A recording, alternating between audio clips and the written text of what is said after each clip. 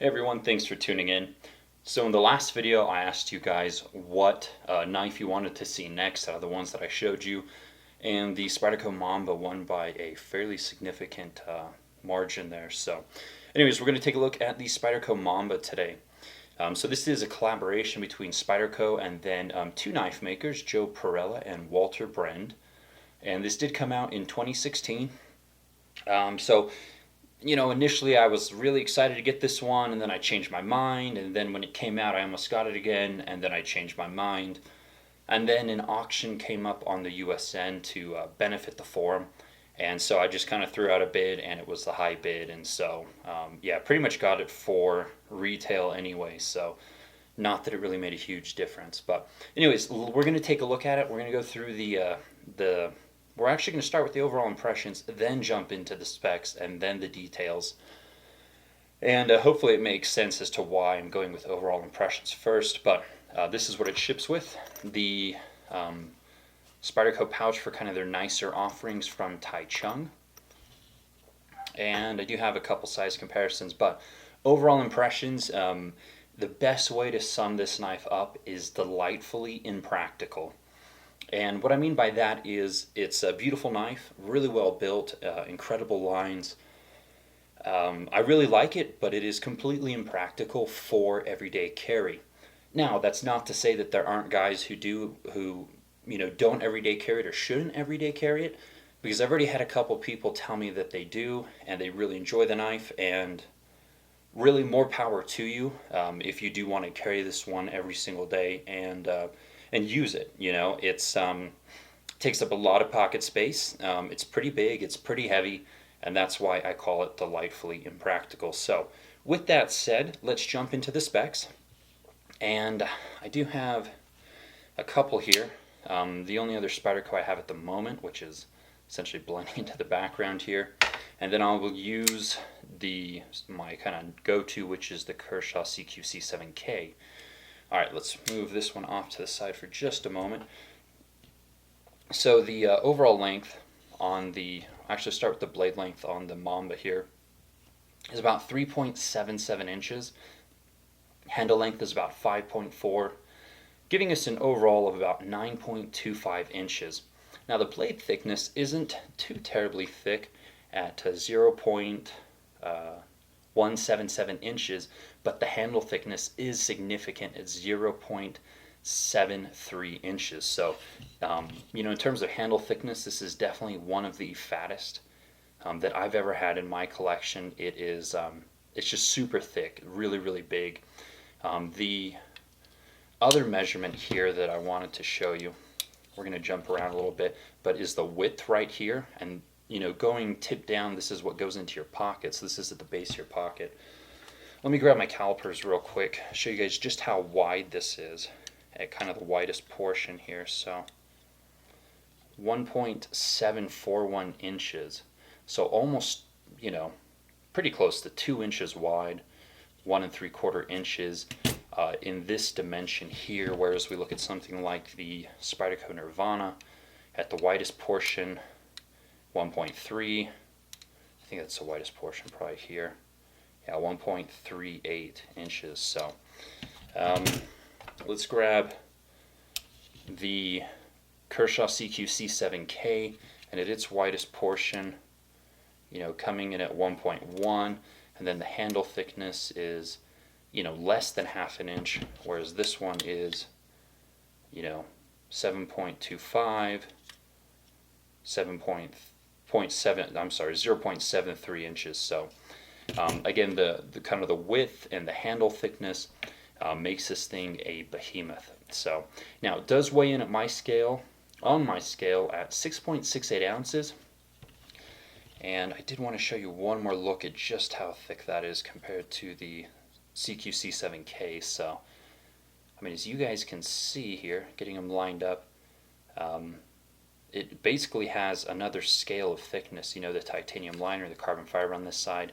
CQC7K is just about only that thick. So anyways, hopefully you guys are getting the point here and why I'm calling it delightfully impractical. So that should sum it up for the specs and the overall impressions. Let's get into the details on this one here. Let me move everything out of the way. Okay, so a couple things about this knife. It is done in S30V. It is a liner lock. It does use titanium liners. Obviously, some really nicely milled carbon fiber handle scales or overlays on the titanium liners. It does use a ball bearing pivot, and it can be deployed via the flipper tab or the Spyderco hole. Both do work on this knife to deploy it, so you can choose either method there without any problem. But yeah. Okay, so we do have a one interesting thing about this knife is that the blade is coated, and depending on how the light hits it, you can see it and sometimes you can't. But it has what is called a black titanium carbonitride finish here on the the primary bevel and up here on the swedge, and then the flats are left in the satin coloration, giving you a very dramatic hollow grind and a very dramatic swedge. So a beautiful blade shape. I mean, overall it's definitely a beautiful knife. Incredible lines. This thing gets a lot of positive comments when I post pictures of it on Instagram. So it is made in Taichung, Taiwan, as all of the premium Spyderco models are. There's the Brend and Pirela and Spyderco mark, as well as the blade steel and so forth. As far as the action, it's pretty good. Nothing to complain about, nothing to write home about. It functions well. There is some jimping here on the flipper tab, so you don't lose traction. Now, one of the things that I dislike is that the jimping here on the titanium liners, very functional, pretty sharp, but if you do kind of bear down on the flipper tab and you flip it, you're running your finger all the way across that that texturing, that jimping on the back of the handle here. So that is not terribly comfortable. So I find myself putting my finger on top and drawing it back like that. So yeah. Now there's also a little bit of jimping here on the spine of the blade, but it does lock your thumb in pretty well. It is effective, so that's good. Let's take a look at the Spyderco hole. A little sharp around the edges. That does offer plenty of grab when you're going to deploy it. So yeah. Now a couple things about the action. This knife does suffer from the detent ball hitting the tang of the blade and stopping. So right here, it's disengaged, but that's the detent ball hitting the tang of the blade. So it does take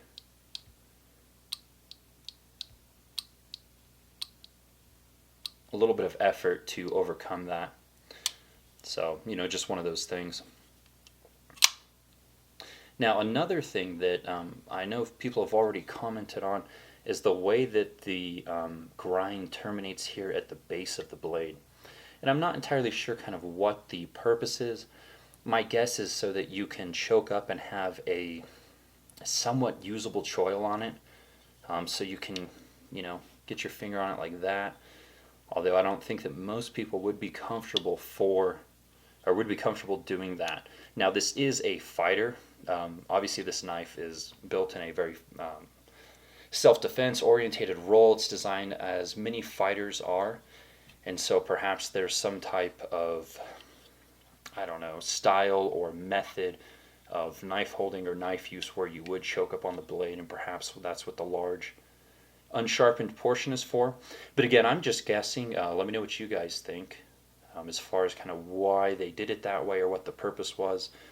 I'd be curious to hear what kind of your guys' ideas are about it. But anyways, the blade does essentially start right here. So I don't know, that's a good, what is that, half-inch, quarter-inch right there? It's about half an inch that's unsharpened. So you can reasonably choke up on it and not really worry too much, as long as you're really jamming this side of your finger into the flipper tab and just making sure that you're really tight on it. So now, as far as the hand positions on this knife, obviously with this large finger choil here, it locks your hand in really comfortably to the hammer grip. You do have an incredible amount of control, especially with the swell at the butt. Just locks it in very, very solid, as you would expect in a kind of a fighter style. So you guys can see, again, extra large hands, and I fit on this pretty well, no issues. Reverse grip, again, depending on what your use with this knife is or intended use, that does, lock your hand in incredibly well also. Now, with the shape of the handle, you can reach back, and I've got my pinky kind of tucked around the butt of the knife, and I do get a really solid grip like this as well. Again, I mean, I don't really know anything about knife fighting. I'm sure there are different techniques, and I'm sure this knife is potentially designed for those techniques, but that's kind of the different hand positions you can take with it. You are limited in essentially any other type of grip that perhaps you'd normally do for like draw cuts. I typically grab like this. A little bit uncomfortable, whereas a knife like the Nirvana, I can grab it like this for draw cuts, much easier because the handle is less contoured.